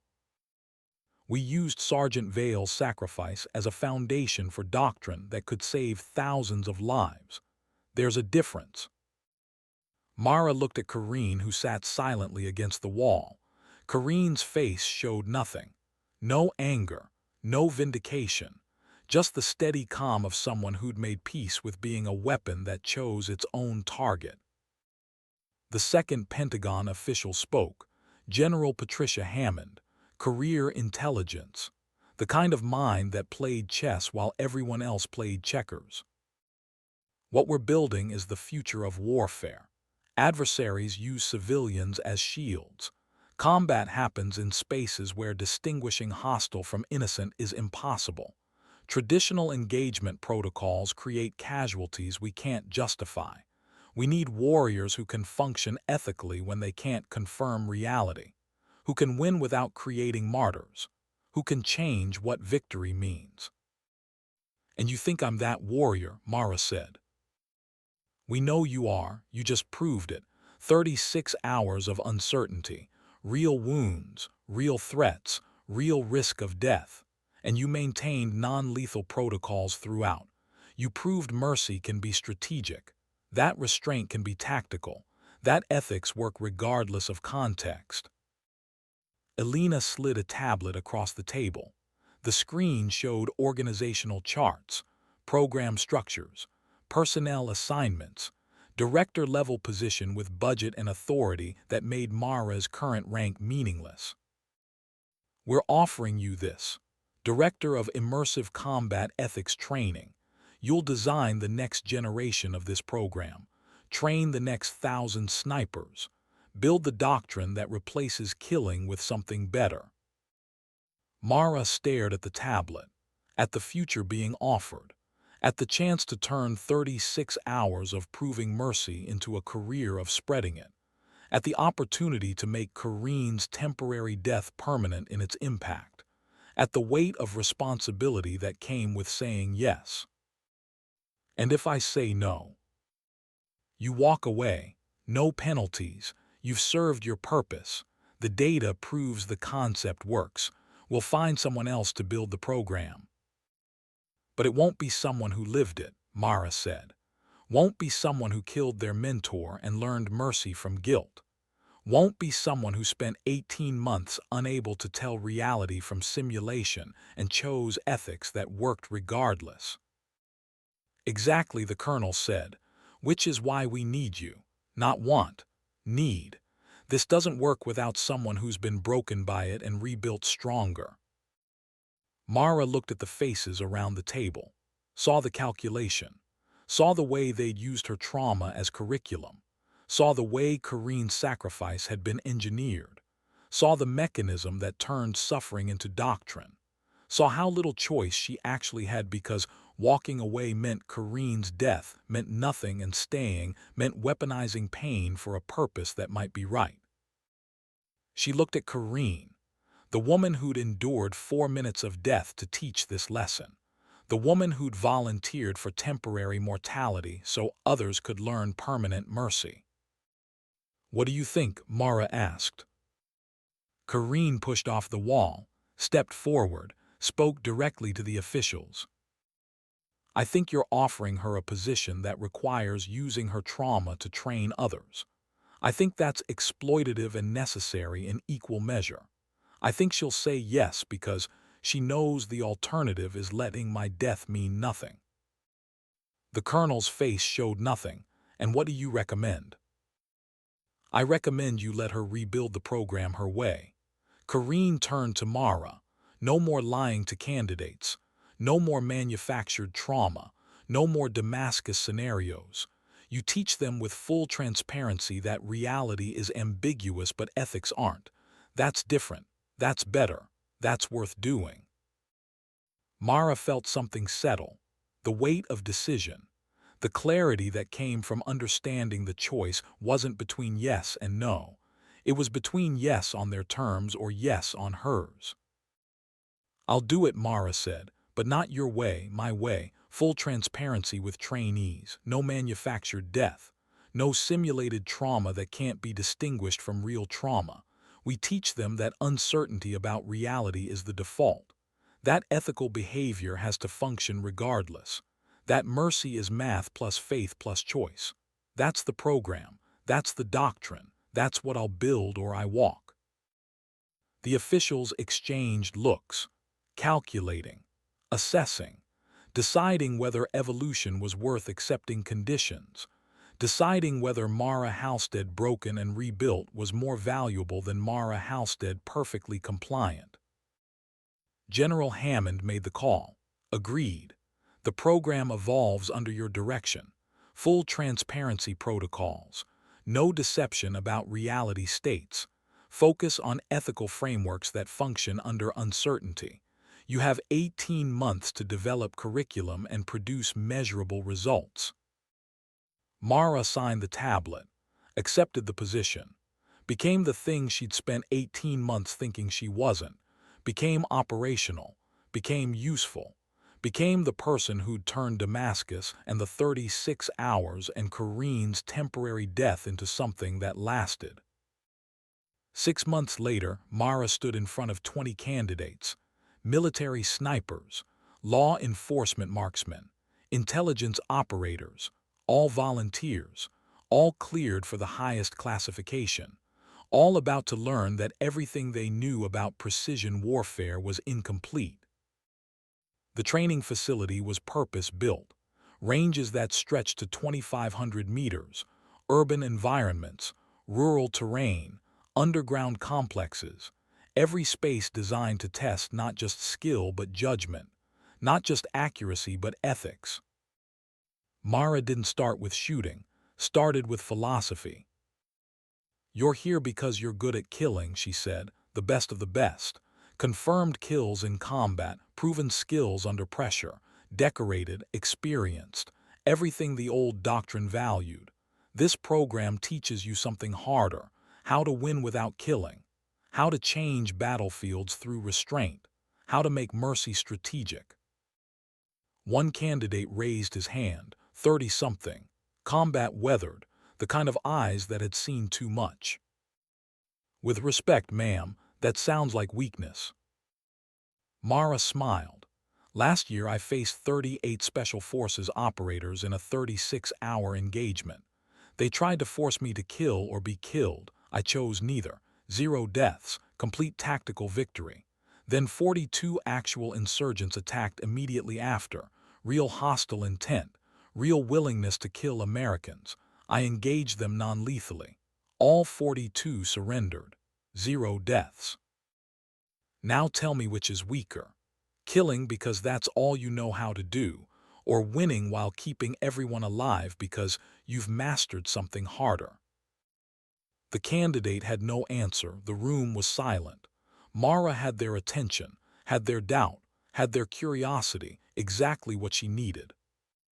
She spent 3 months teaching them math, wind calculation, elevation adjustment, ballistic coefficients, all the quantifiable variables that turned rifles into precision instruments, taught them until they could make shots at distances that seemed impossible, taught them until the math was instinct. Then she taught them the hard part.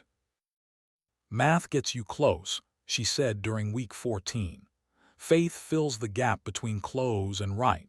Faith that you're aiming at the right target. Faith that pulling the trigger serves something bigger than tactical advantage. Faith that mercy can be more devastating than violence. Another candidate, younger, challenged her. Faith is subjective. Math is objective. How do you train faith? You don't train it, you live it. Mara pulled up the Damascus footage, classified until now, released for training purposes only. You watch this and you tell me what you see. The footage showed the shot, showed Kareen stepping into line of fire, showed the bullet impact, showed 2 bodies falling, showed the temporary death of a master sergeant who'd calculated her own survivable mortality. The candidates watched in silence.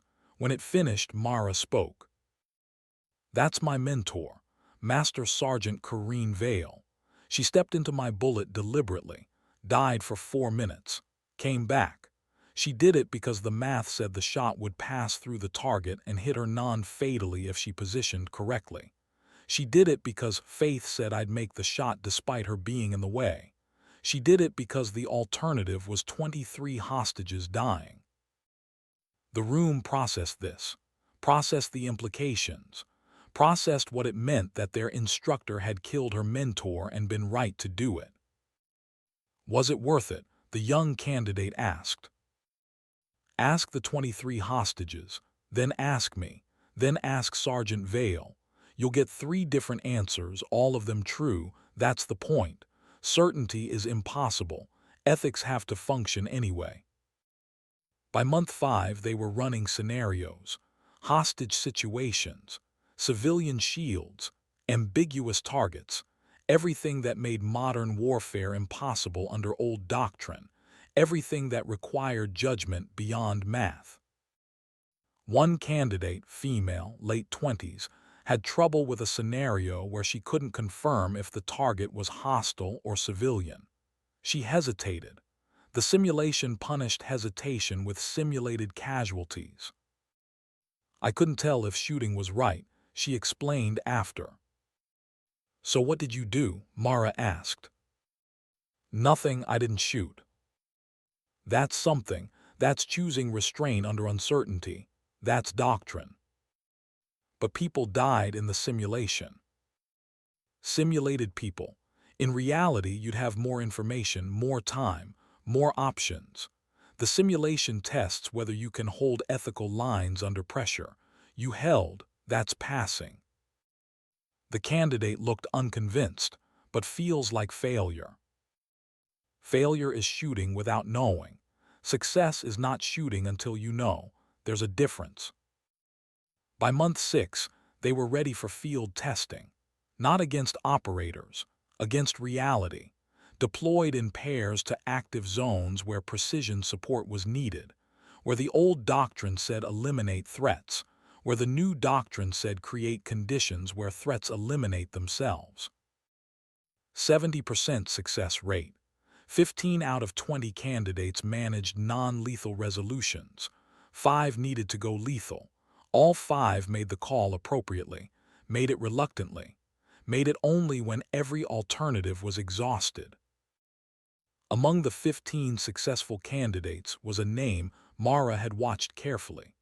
Corporal Finn Calloway had volunteered for the program after the West Virginia operation.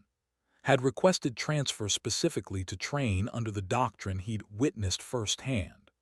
Watching him teach others what he'd learned spotting for Mara during those 36 hours gave her a satisfaction that went beyond professional pride.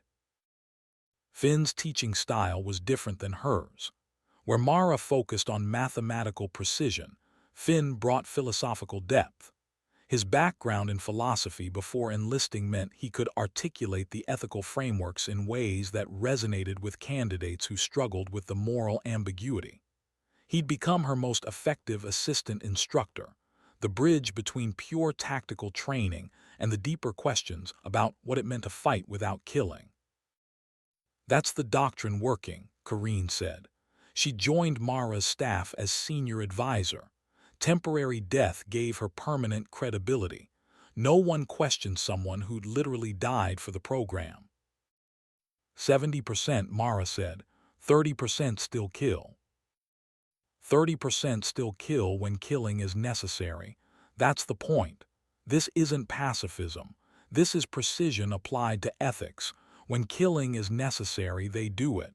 When it's not, they don't. That's evolution. They were sitting on the range. Evening. Watching the sun set over mountains that looked nothing like West Virginia but reminded Mara of the 36 hours anyway. Reminded her of choosing mercy when violence seemed inevitable. Reminded her of proving Corrine's temporary death had permanent meaning. Finn joined them on the ridge, carrying 3 cups of coffee. The gesture was simple but spoke to how their relationship had evolved from spotter and sniper to colleagues building something together. He handed cups to Mara and Corrine, then sat. "The new candidates arrive next week," Finn said, word spreading. "We've got applications from every branch. Even CIA wants to send people." "Do you regret it?" Mara asked, looking at Corrine. "Damascus." Corrine was quiet for long enough that Mara thought she wouldn't answer. Then she spoke. Her voice carried the weight of 4 minutes of death. "I regret that it was necessary. Don't regret that it happened. Don't regret trusting you. Don't regret the 23 hostages who lived because I died briefly. Don't regret that you learned something from it. Regret without purpose is just suffering. Regret with purpose is growth. I spent 18 months thinking I'd failed you. You spent 18 months becoming someone better than you were. Someone who could go 36 hours refusing to kill, and 42 insurgents surrendering, and a doctrine that might change warfare. I'd die for 4 minutes again to create that." The sun touched the horizon, orange and gold, beautiful in the way endings are beautiful. The way moments that could be last moments are beautiful. The way everything looks when you've died and come back and understand that mortality makes meaning instead of destroying it. Mara asked the question she'd been carrying since Corrine revealed she was alive. "How do I know this isn't another test? How do I know right now, this conversation, this sunset, any of it is real? How do I know Elena Cross isn't monitoring from some control room analyzing my responses?" Corrine smiled, the kind of smile that acknowledged the absurdity without dismissing it.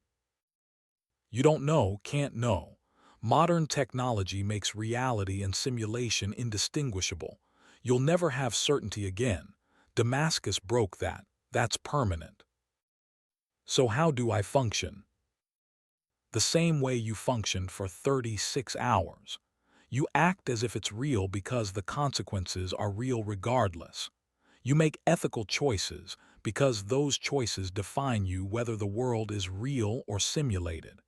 You trust that character matters more than context. But what if I'm wrong? What if this is simulation and I'm wasting my life on a test? Then you're wasting your life ethically. That's still better than wasting it any other way." Finn spoke up, his philosopher's mind adding another layer. And maybe that's the real lesson. Not whether the world is real, but whether you're real. Whether your choices mean something. Whether mercy matters regardless of the stage it's performed on. The sun disappeared. Darkness came. The stars emerged. Real stars or projected stars or the memory of stars. Didn't matter. They were beautiful either way. Mara stood, helped careen up. Finn rose with them. Three people who'd learned that the hardest target was certainty, that the best shot was the one you didn't take, that mercy required more math and faith than violence ever demanded. They walked back toward the facility where 20 candidates were learning to change battlefields without destroying them, where doctrine was being born from Damascus, and 36 hours and 4 minutes of temporary death, where the future of warfare was being written by people who'd survived the present. Tomorrow, Mara would teach them about environmental targeting, about shooting terrain instead of people, about creating conditions where surrender was rational, about precision applied to mercy. And Finn would teach them about the philosophical frameworks that made ethical choices possible under uncertainty. Tonight, she allowed herself to rest, allowed herself to believe the ground was real and the stars were real and Kareen was real and Finn's friendship was real, allowed herself to function as if certainty mattered less than choice, allowed herself to be someone who'd killed and learned mercy, who'd doubted and found faith, who'd been broken by Damascus and rebuilt by 36 hours into something that might actually be better. In the facility, one candidate was cleaning her rifle. Young, 26, first week of training, reminded Mara of herself before Damascus, before doubt, before mercy. Mara stopped, watched, the candidate noticed, looked up. "Ma'am, can I ask you something?" "Always." "Do you ever miss it?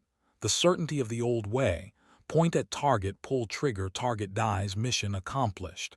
The simplicity." Mara considered the question, considered the 18 months of doubt, considered the 36 hours of refusing to kill, considered the 73 shots that destroyed everything except people, considered Damascus and Kareen and temporary death and permanent growth. "Every day," Mara said, "and every day I choose the harder thing anyway. That's not because the harder thing is better. It's because the person I become by choosing it is better. That's the doctrine. That's what you're here to learn." The candidate nodded, went back to cleaning her rifle. Mara watched for another moment, saw herself, saw Kareen, saw Finn, saw everyone who'd learned that warfare could evolve beyond killing if people were willing to do the math and take the faith and make the choice. She left the candidate alone, walked to her office. The space was sparse. Desk, computer, maps on the wall, photos of Damascus and West Virginia and every place where mercy had been tested, photos of Kareen alive and dead and alive again, photos of 42 insurgents with hands raised, photos of doctrine becoming real. On her desk was a single bullet, 7.62 millimeter, the bullet she'd chambered the night before the 36 hours began, the bullet she'd never fired, the bullet that represented every shot that never was but mattered more than every shot that had been. She picked it up, felt its weight, considered what it meant, considered that the shots you don't take define you as much as the shots you do, considered that mercy was precision applied to restraint, considered that Kareen had died 4 minutes to teach her this.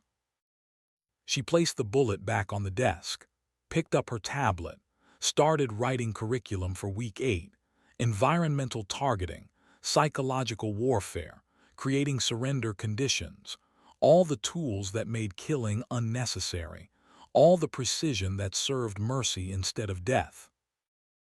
Outside, the stars watched, the mountains watched, the 20 candidates who'd volunteered to learn a harder way watched their own doubts and fears and hopes. The future watched the present become the foundation it needed.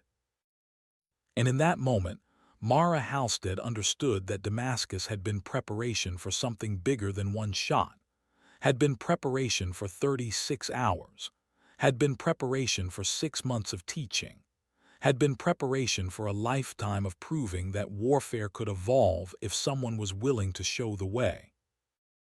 She'd been that someone, was that someone, would be that someone for as long as it took for mercy to become doctrine and doctrine to become default and default to become the only way anyone remembered how to fight. The shot that never was, the mercy that was, the math and faith and choice that changed everything. Kareen's voice from memory. A sniper changes the battlefield. How you change it defines who you are. Mara whispered to the empty office, to herself, to everyone who died temporarily or permanently so this moment could exist. I change it by not destroying it, by creating something better than destruction, by proving restraint is strength and mercy is precision and uncertainty about reality doesn't require uncertainty about character. She closed the tablet, turned off the light, left the office, walked into the night where stars watched and mountains held their breath, and somewhere in the distance, 20 candidates slept and dreamed of becoming snipers who changed battlefields without ending lives. Tomorrow the teaching would continue, the doctrine would grow. The future would be built from Damascus and 36 hours and 4 minutes of death and 6 months of proving mercy worked. Tonight, Mara Halstead allowed herself to believe she was real, allowed herself to believe Kareen was real, allowed herself to believe Finn's partnership was real, allowed herself to believe that reality mattered less than what you did in it, allowed herself to be someone who'd survived uncertainty by making ethics absolute. The hardest shot is the one you don't take. The strongest sniper is the one who understands why. The best warfare is the kind that makes warfare unnecessary. That was the doctrine. That was the truth. That was what Mara Halstead had learned in Damascus and proven in West Virginia and would teach for as long as mercy needed defending. And somewhere in the darkness, Kareen Vale smiled, alive because of medicine, changed because of death, grateful for temporary mortality that created permanent meaning. The shot that never was saved more lives than every shot that had been. That was the lesson, that was the legacy, that was the future. And it started with 2 snipers who learned that faith filled the gap where math couldn't reach, and continued with a 3rd who understood that philosophy made the impossible comprehensible. 3 people building a doctrine, a mentor who died, a student who learned, a companion who believed. Together, proving that changing the world sometimes meant refusing to destroy it.